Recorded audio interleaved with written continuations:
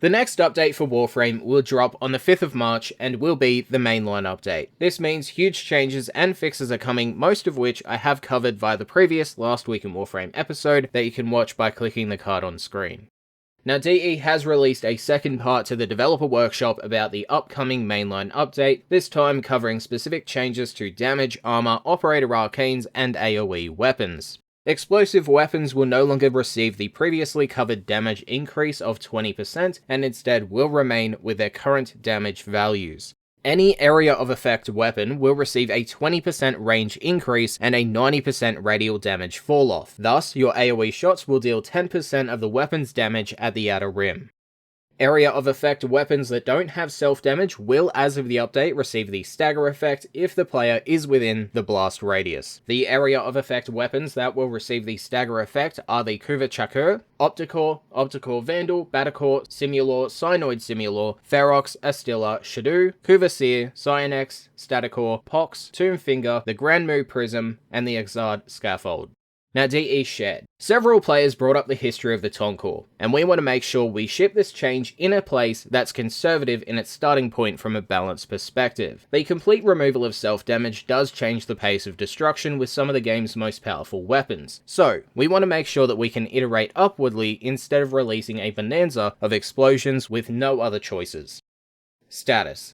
In the previous developer workshop, DE stated that new effects will be added when the same status effect has been procced on a single enemy more than once. They have now shared what these stackable effects will bring to the table, alongside changes to status effects. Each /status has its own duration, but it now only shows a maximum of 10 damage numbers in the HUD. They said damage is unaffected, and that reducing how many damage events they show will help with performance.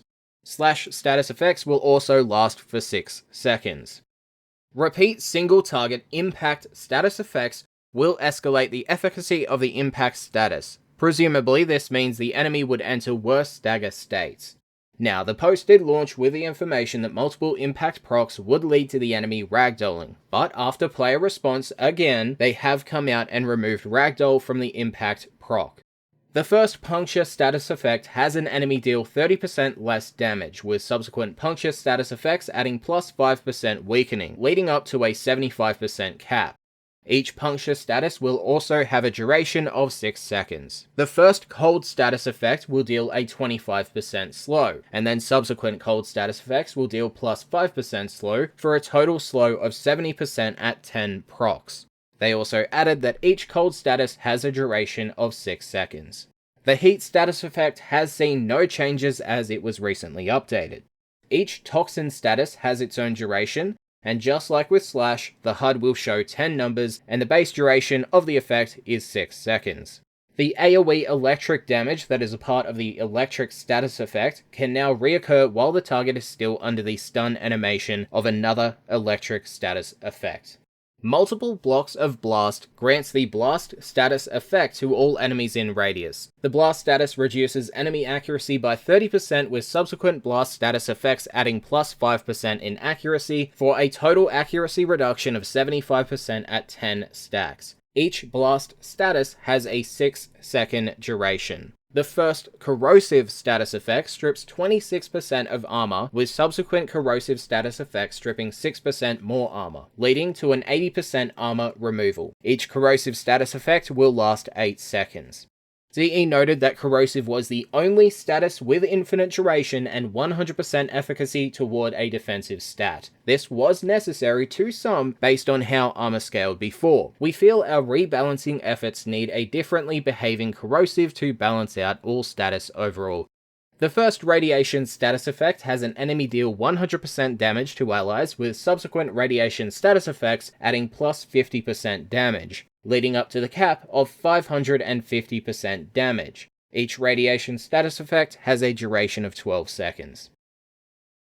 Magnetic has received a new status effect entirely with enhanced damage. The first magnetic status effect deals 100% additional shield damage, with subsequent magnetic status effects adding plus 25% for a cap total of 325%. Enemies under a magnetic status effect cannot regenerate their shields, and the magnetic status duration is now at 6 seconds.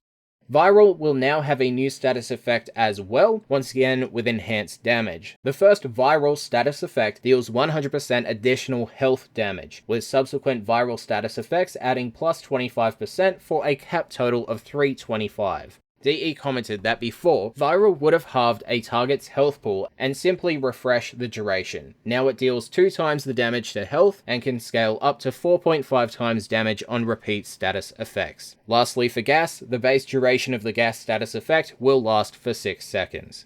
DE after that said that they do have plans to build upon those series of changes to allow status to impact bigger threats like the Liches and Eidolons and not just have blanket immunity. Corrosive Projection, Shield Disruption, and Infested Impedance due to the upcoming changes to armor will be changed so that they work to somewhere between 60 to 80% when 4 people have them equipped in mission. To clarify, Corrosive Projection won't strip enemy armor anymore, and instead will reduce armor by 60 to 80% whatever the value they choose, and the same would apply to the respected auras of Shield Disruption and Infested Impedance. Now, Arcane Energize will continue to proc while in toggled abilities or channeled abilities, whatever your terminology. They also clarified and stated for those that missed, you will need 21 Arcanes to reach rank 5, and with Operation Scarlet Spear, Little Duck will sell all Arcanes. Arcane Guardian has been changed from the previous information as well. On rank 5, when damaged, you'll have a 15% chance to receive an extra 900 armor for 20 seconds.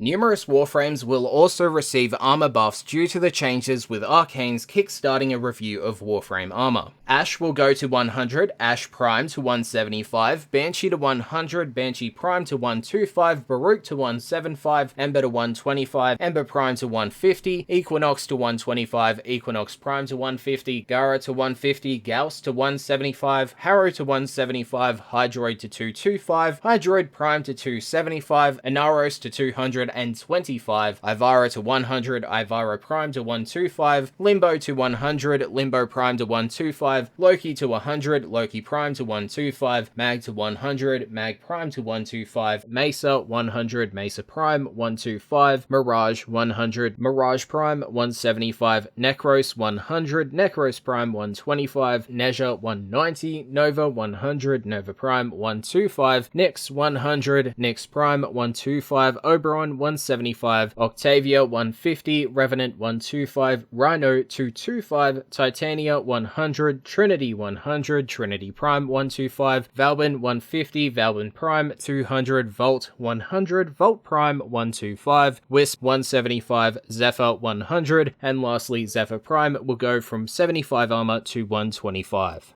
Lastly, to finish the video, DE shared the changes to Operator Arcanes prematurely in this workshop. All the info I'm about to read is for rank 5 Arcanes for the operators.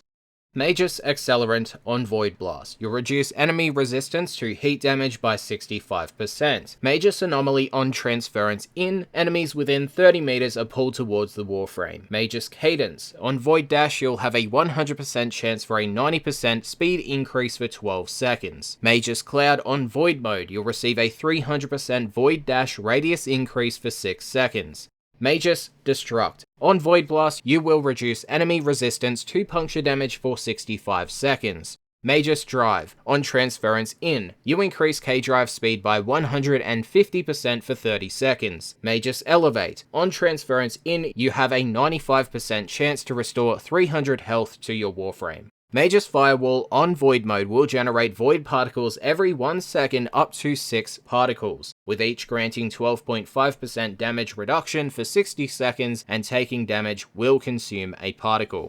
Magus Glitch on Transference Static. You're guaranteed to negate Transference Static. Magus Husk. On Transference out, you'll get plus 150 armor. Magus Lockdown. On Void Dash, you'll drop a mine that tethers up to 10 enemies within 15 meters, and after 4 seconds it will explode, dealing 60% of their health as puncture damage.